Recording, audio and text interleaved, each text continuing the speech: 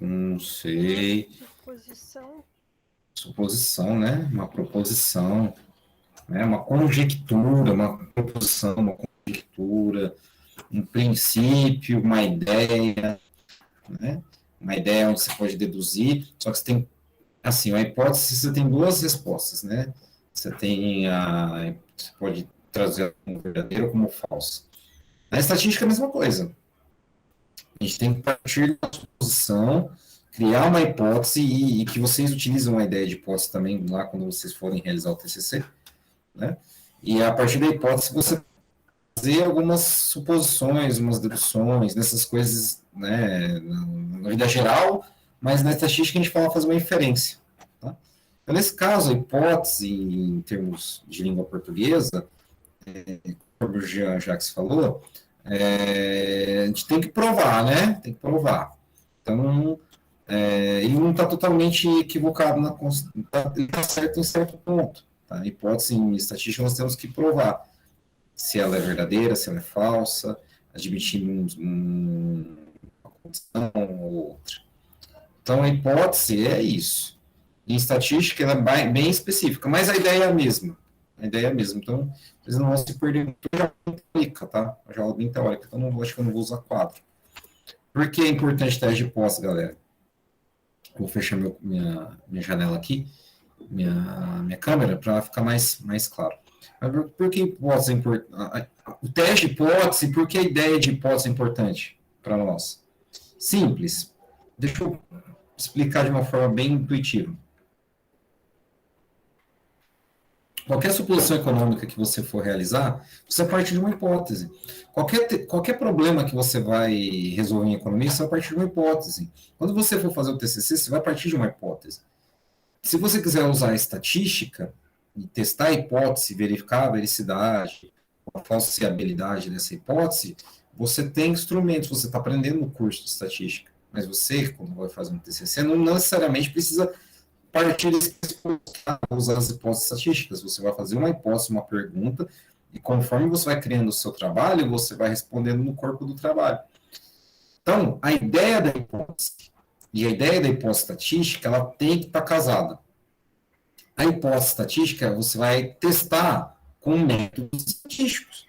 Mas a ideia de hipótese, para tudo que você for fazer como cientista, sendo estatística, sendo parte do corpo de trabalho, ela tem do pressuposto daquilo que você quer pesquisar. Então, a hipótese, nesse caso, ela é um pressuposto daquilo que você deseja pesquisar. E aquilo que você pesquisa, você tem uma hipótese, você tem um problema, você quer alcançar um objetivo.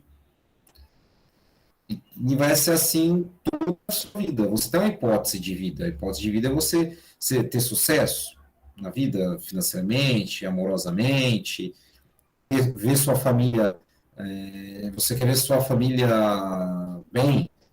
São hipóteses.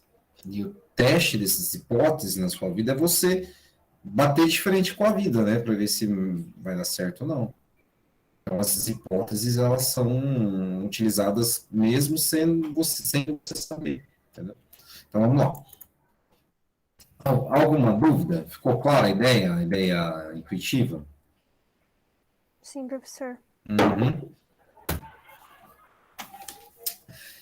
Em estatística, o teste de hipóteses é uma técnica para realizar inferência dos parâmetros da população. Então, basicamente, você tem um problema a resolver e você tem os parâmetros. Geralmente é média, variância, você já vai ter confiança, entendeu? Aí, você vai criar hipóteses para verificar se aquilo é de acordo com o mídia populacional ou não, tá? Então, no intervalo de confiança, procura cercar os parâmetros no teste de hipótese. Então, só voltando, no intervalo de confiança, você aprendeu a calcular o parâmetro dentro de um intervalo para ter uma vizinhança que você dá como significante, né, aquele parâmetro. Agora, hipótese, o objetivo é formar uma suposição, ou seja, uma hipótese quanto o valor do parâmetro populacional. Isto é, o problema, você vai ter um problema para resolver, certo? Você vai ter um problema para resolver. A hipótese vai ser nada mais nada menos você supor, você fazer uma inferência, você conjecturar sobre se aquele parâmetro que você fez uma hipótese, ele está de acordo com as suas informações ou não. E isso vem através do intervalo de confiança. Então, você calcula o intervalo de confiança, verifica se aquele parâmetro seu está dentro do intervalo ou não, e aí você vai testar. Simples assim. Então, teste de hipótese é um teste. A partir do intervalo de confiança. Simples assim. Tá bom? Você vai fazer um teste em cima do que você tem. Simples. E a hipótese é a conjectura, é a pergunta, é a ação, é a inferência, tudo isso é sinônimo, tá? A forma que você vai confrontar o seu cercamento do parâmetro. Ó, hipóteses estatísticas. As hipóteses estatísticas são suposições ou afirmações acerca dos parâmetros populacionais.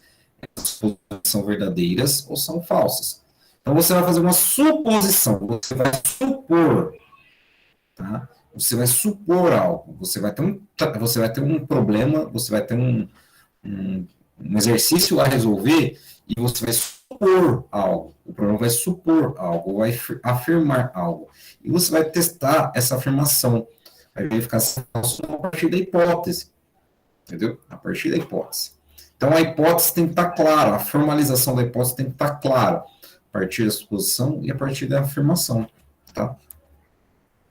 Então, por exemplo, os exemplos de hipóteses aqui que eu elenquei são 3, mas são exemplos simples. Ó. A altura da população brasileira é de 1,65 metros, ou 1,65 m. É uma hipótese. Eu não estou falando que isso é verdade, não estou falando que isso é mentira, é uma hipótese. Eu estou fazendo uma conjectura. Eu estou apenas trazendo uma hipótese para verificar se realmente é ou não a partir de comparação de um parâmetro real, a partir de um teste. Nesse caso, quando eu vou fazer para a estatística, eu vou pegar a hipótese que eu quero aceitar como verdadeira, que é a hipótese nula, e eu vou falar que a altura média é de 1,65. Aí tem que ter sempre uma hipótese alternativa.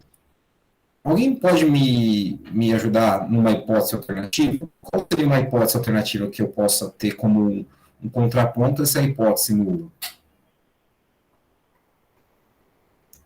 Se a altura média da população brasileira é de 1,65, essa é a hipótese que eu quero testar. Qual seria a hipótese alternativa que pode ocorrer nesse caso? Quem pode me ajudar nessa ideia? É bem simples. Qual é a hipótese que ela é uma hipótese alternativa a essa hipótese da altura média que está aqui?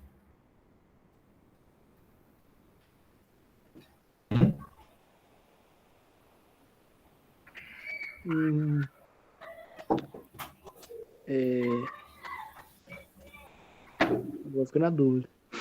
Não, pensa. Se a hipótese que eu quero testar é que a população, né, a altura média da população brasileira é de 1,65, qual é a hipótese que vai dizer o contrário disso? Que não esteja na média? Que a altura média da população brasileira não é de 1,65. Entendeu? E existem outras hipóteses que você pode realizar, que pode ser menor, pode ser maior com 1,65. Mas a mais simples é aquela, a altura média da população é diferente de 1,65. Entendeu? Então, quando você tem uma afirmação, você tem que ter o contrário, geralmente. O contrário ou um contraponto. Por quê? Porque se você não consegue dizer que essa hipótese é verdadeira, a outra hipótese será verdadeira. Então, por exemplo, a proporção dos paralelos com aplicações financeiras é de 12%. Qual seria a hipótese que vai contra essa ideia?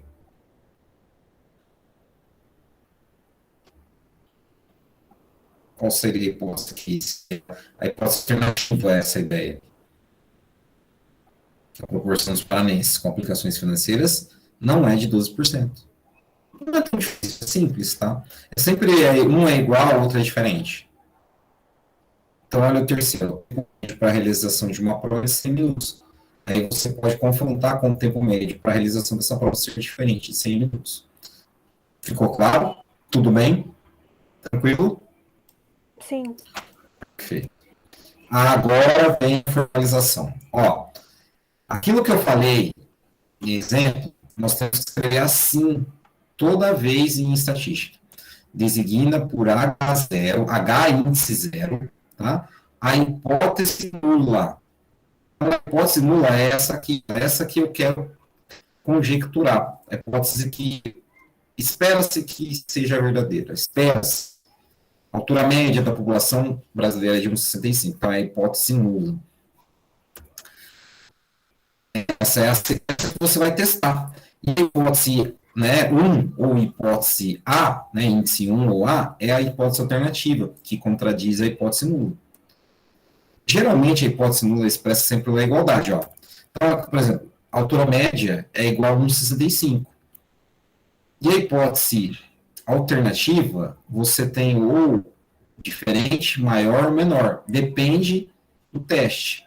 Geralmente, galera, você, como pesquisador, né, para abraçar todo mundo, você coloca a hipótese nula como o parâmetro de análise igual ao o parâmetro que você quer observar, e a hipótese alternativa é diferente, porque aí você abraça todo mundo. Mas você quer verificar se é maior ou menor? Também pode. São os testes unilaterais. Mas como não abordei tanto, fica no exemplo dos testes bilaterais. Você pega, então, a hipótese nula como uma igualdade e a hipótese alternativa como uma igualdade que ela é uma não igualdade nesse caso, né? Uma não igualdade, que não é uma desigualdade, que é um fator de diferença. Agora, presta atenção nisso aqui, ó. Teste de significância. É uma regra de decisão que permite rejeitar uma hipótese nula com base na evidência amostral. Isso significa que se utiliza uma amostra da população para verificar se o parâmetro informado é aceito ou não. Ou seja, é assim, o parâmetro proporcional ele existe ou ele não existe, você não sabe.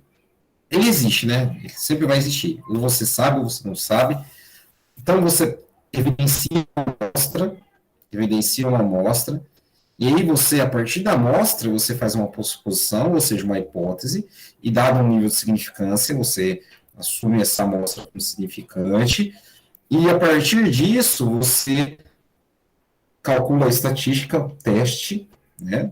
Que é o intervalo de confiança, se você conhece a variância populacional, é aquela primeira que nós vimos, a partir do normal padrão, se você não conhece a variância, você calcula a partir do t-student, se você sabe a proporção, né, entre os elementos, você aproxima a binomial para um padrão. Então, assim, cada exemplo tem a sua distribuição. Entretanto, você faz as inferências para a população. E a partir dos testes, você verifica se o parâmetro informado é aceito ou não. Tá? Então, olha só. Quando você tem, então, aceitação ou rejeição de uma hipótese nula, você está sujeito a acertos e erros. Tá? Você pode aceitar a hipótese nula caso ela seja, né, essa hipótese seja falsa, ou você pode rejeitar caso ela seja verdadeira. Quando você faz isso, você aplicou o erro tipo 1, né, que quando a hipótese nula é verdadeira, você rejeita. E quando você aceita a hipótese nula quando é falsa, é um erro tipo 2. Então, esses erros são possíveis, mas você pode minimizar esses erros a partir, né, do nível de significância. Então, quando você tem um nível de significância, lembra que a gente falou nível de significância, intervalo de confiança? O nível de significância, ele te dá a probabilidade de que organiza e regulamenta o erro tipo 1. Entendeu? E quando você quer controlar o erro, você pode parametrizar a partir do beta. Mas esse beta nós não conseguimos estabelecer. Então, no teste de significância, no teste de hipóteses, desculpa, só o alfa que nós podemos estabelecer. Então, nós conseguimos, então, meio que controlar o erro tipo 1. é o erro mais controlável nesse caso. Mas isso é parte teórica da coisa. Então, olha só. Agora eu quero que vocês prestem muita atenção no passo a passo, que é a partir da aula dos exercícios, e vamos fazer esse passo a passo. Tá? Olha só. A primeira coisa que nós devemos fazer no teste de hipótese é enunciar as hipóteses a partir do texto do exercício. Então vai ter um problema, você tem que saber a hipótese nula e depois derivar a hipótese alternativa. Depois, fixar o nível de significância, identificar a variável teste. Como é que fixa o nível de significância? Vai depender da sua confiança. Quando é resolver exercícios, o nível de significância é dado. Tá bom? Identificar a variável teste é aquela que você observa a distribuição. Como se observa a distribuição?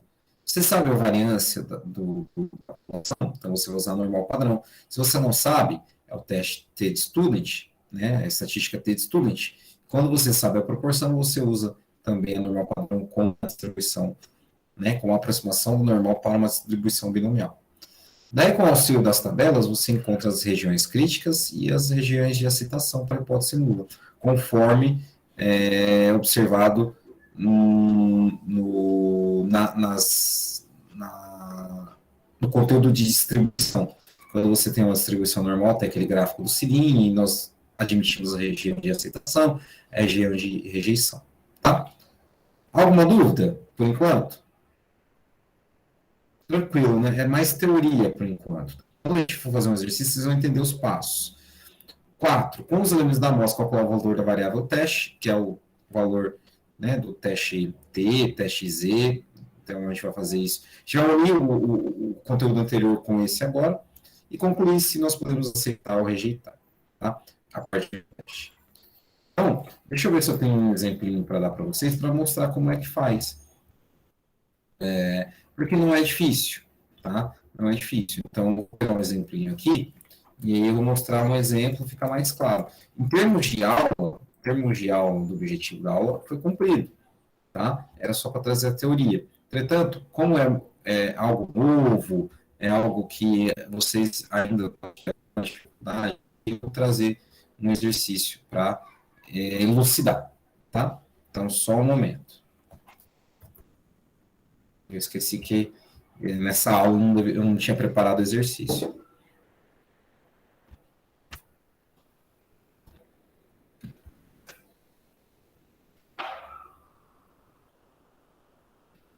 Enquanto isso, eu vou permutar aqui a tela. E aí, na próxima aula, a gente vai resolvendo bastante exercício. É que assim, eu tinha preparado a aula com teoria, né? Mas é bom passar um exercício. É porque tem o teste de significância da média, tem os testes de significância de diferença entre as médias, tem várias coisas que eu tenho que explicar para vocês. Mas eu explico. Cadê?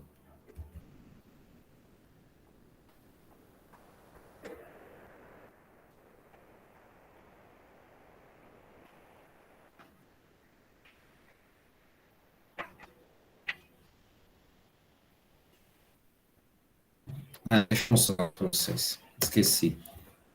É assim, ó. Para quem não lembra, estava nas notas de aula, para quem não lembra, quando eu falo de passos, falo de aceitação, região de rejeição, vem daqui, ó. Vem daqui, deixa eu aumentar aqui para vocês. Então, você tem aqui intervalos que você aceita ou rejeita, que são as regiões críticas e a região de aceitação. Quando você calcula o teste e o valor do teste está dentro dessa área branca, você aceita, né, está na região de aceitação e não aceita. Caso contrário, se estiver na azulzinha aqui, é a região crítica e a sua hipótese nula é rejeitada. Então, nós devemos aplicar teste, entendeu? Eu vou fazer um exercício com vocês. Eu não vou falar qual tipo de teste que é, mas eu vou fazer com vocês aqui, ó.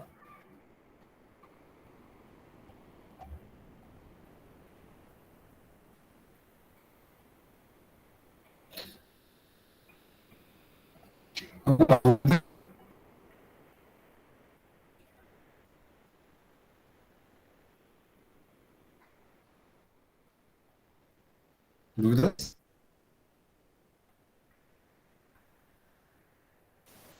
Não, professor. Beleza.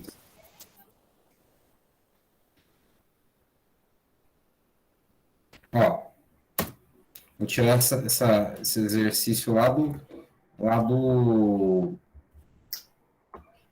lá da nota de aula. Olha só.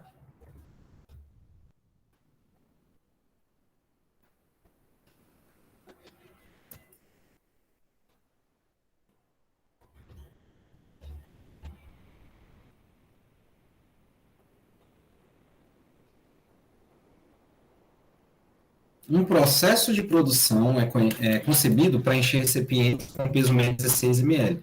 Então, se você observar, esse Mi aqui é um parâmetro, tá bom? Se o processo subenche os recipientes, o consumidor não receberá a quantidade de cada no rótulo do recipiente. Se o processo sobre os recipientes, a empresa perde dinheiro porque mais produto é colocado no recipiente. Para monitorar o processo, o pessoal do controle de qualidade periodicamente selecionar uma amostra aleatória simples de 8 recipientes para testar a seguinte hipótese. Então, aqui já tem as hipóteses anotadas. O que isso quer dizer? Então, a hipótese nula, que é o H0, quer dizer que a média é de 16 ml. A hipótese alternativa quer dizer que a média não é de 16 ml. Há um nível de significância de 5%. Beleza. Se H0 for rejeitado, isso indica que a média é menor ou maior, né, em termos estatísticos, e a empresa está perdendo dinheiro, tá? Né? Se está enchendo o recipiente, ou se está com menos quantidade do que se deve, ele não está passando para o consumidor o produto adequado. E aí, em termos de oportunidade, se for menos do que a média, ele pode estar perdendo o cliente, tá? E aí ele está perdendo dinheiro também, tá? Você tem que pensar dessa forma, você tem que vender um produto justo. Se você vende um produto que ele tem menos quantidade do que o rótulo indica, e se a pessoa percebe, ela para de comprar aquele produto. Porque, conforme vocês sabem, esse produto ele está atrelado numa estrutura de mercado que é competição perfeita. Existem outros produtos similares que entregam a mesma quantidade, então ele vai preferir comprar outro. Tá? Isso em termos de racionalidade econômica. Agora, quando é mais, se ele coloca mais produto, ele vai vender, né, proporcionalmente, né, um valor mais barato, ele também vai estar perdendo dinheiro. Tá? Essa é a ideia. Então tem que ser diferente de 16 ml. Então, a primeira coisa que nós devemos fazer é calcular a média dessas 6 amostras, né? Tem que calcular a média. E pergunta. Nesse caso aqui, nós sabemos o desvio quadrado da população? Não. Se nós não sabemos, nós devemos calcular o desvio quadrado dessa amostra e usar a distribuição T do estudante. Por que usar a distribuição T de estudante? Porque o T de estudante é a distribuição aonde, né, nós usamos ela quando não conhecemos a variância populacional. Tudo bem? Tranquilo? Tranquilo? Entendeu? Sim, professor. Perfeito. Então, eu vou calcular a média e a variância dessa amostra. E aí, o que acontece nesse caso?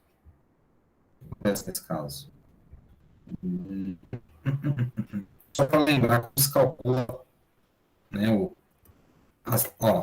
ter calculado aqui, certo? É assim, ó. É a razão entre a média que você vai obter, né? Aqui é a média populacional, 16, esse X aqui é a média dessas informações aqui, tá?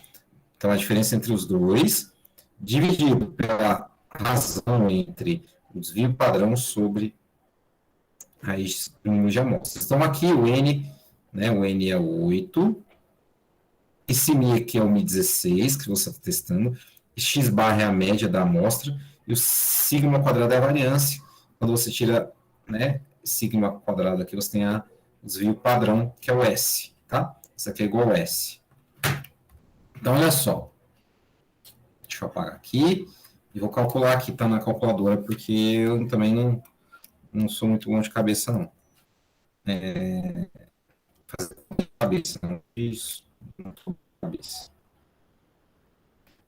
16,02, 16,22, 15,82, 15,92, 16,22, 16,32, 16,12,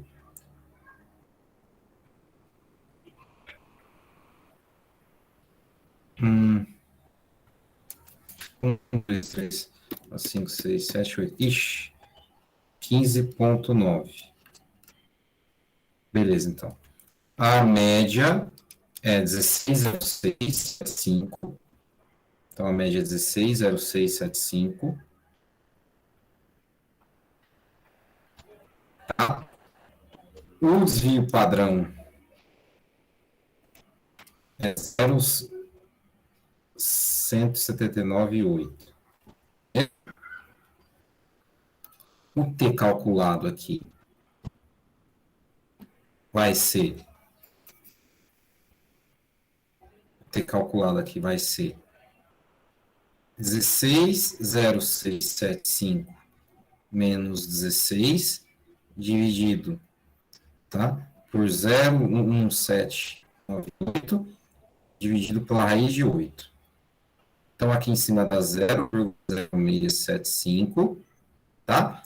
E 0,1798 dividido pela raiz de 8 é 0,0635.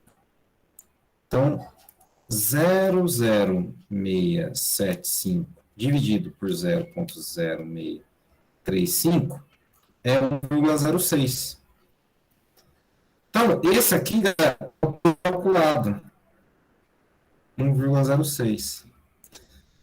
Aí que vem o problema.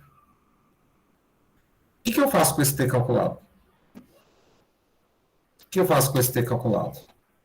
Ah, professor, eu vou jogar lá no intervalo de confiança. Não, vou fazer uma coisa simples, ó. Simples de tudo. Não vou usar intervalo de confiança, porque isso já determina um nível de significância, ó. Você vai fazer o seguinte, ó. Você tem a distribuição T, tá? Você tem a distribuição T, a região, né, crítica à esquerda, região crítica à direita. Como eu sei essa região crítica? Pelo T tabelado. Lembra que vocês calcularam o T tabelado? Como é que se calcula o T tabelado? N menos 1 nos graus de liberdade, né? Para um nível de significância alfa. Tá? Bilateral. E esse T calculado, professor, que deu 1,06, o que acontece? Acontece o seguinte, se o T calculado for maior que o T tabelado em módulo, vai acontecer uma coisa. Se mudar a desigualdade, vai acontecer outra coisa. Se o T calculado for maior que o T tabelado, acontece o seguinte, o T calculado ele vai estar no pretinho. Tá? O pretinho é região crítica. Região crítica, H0 é rejeitada.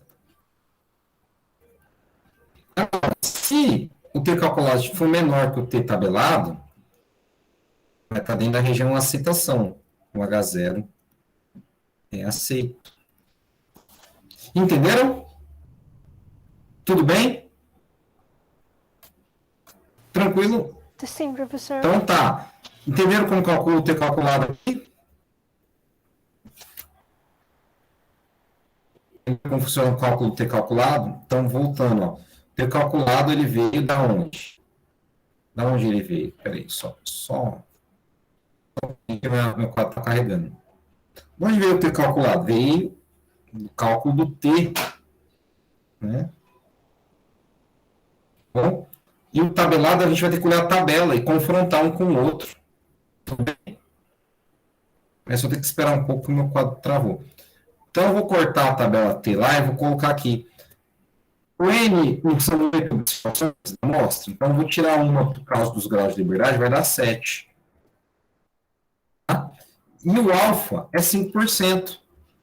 Então eu tenho que olhar a tabela T, tá? Tem que olhar a tabela T para 7 observações a 5%. Calma aí que eu estou abrindo aqui. Aí. Cadê? Tabela T estudante.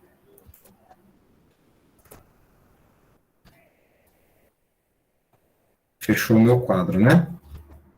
Fechou para vocês, não fechou? Fechou sim. Então, deixa eu abrir de novo aqui, peraí. Esse quadro de vira e mexe, fecha. Aí fala que tem que fazer uma atualização e tudo mais.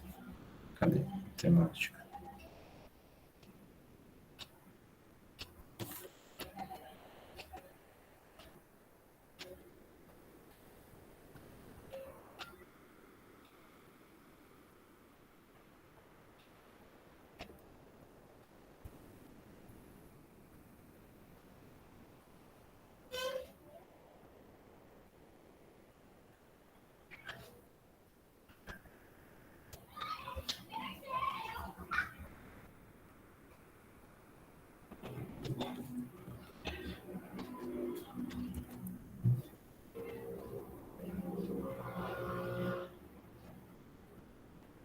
Então, olha só. Então, vocês estão observando que o T calculado aqui é um 0,6, né? Tá pequenininho, mas só retomando, então. O que acontece? Você tem lá a distribuição T, você tem os valores críticos, ó. Valor crítico, tá? Em azulzinho aqui, região crítica. E aqui também, região crítica. Aqui é o T calculado, que dá esse limite T calculado. O T tabelado, ele pode estar aqui dentro da região de aceitação ou nos azulzinhos, 1,06. Por quê? A gente tem que descobrir qual é esse valor do T, né? T tabelado aqui. Agora, conforme eu falei anteriormente, vou cortar aqui o quadro, vou mostrar para vocês como é que é. São 7 graus de liberdade.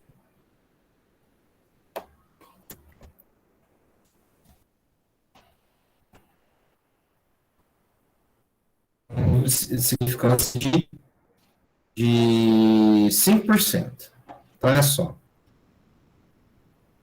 Deixa eu dar um grauzinho aqui, ó. Aí, ó.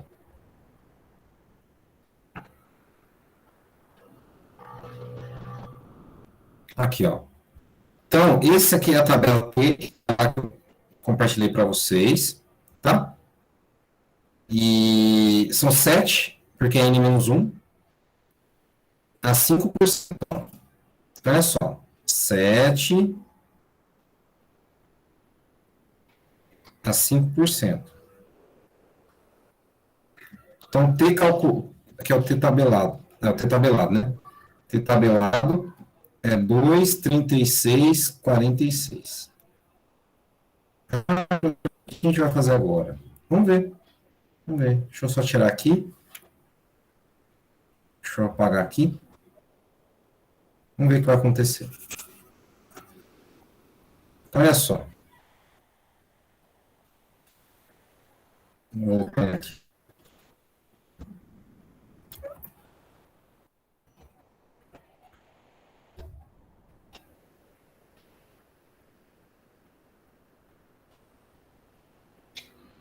Puxa.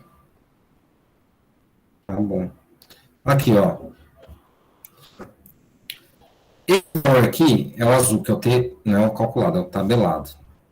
Tá? Esse é o tabelado. Então, os limites indicam os textos tabelados. Então, esse ponto aqui, ó, é menos 2,34 e aqui é 2,34. Pergunta, o 0,6 está dentro da região de aceitação ou está fora da região de aceitação?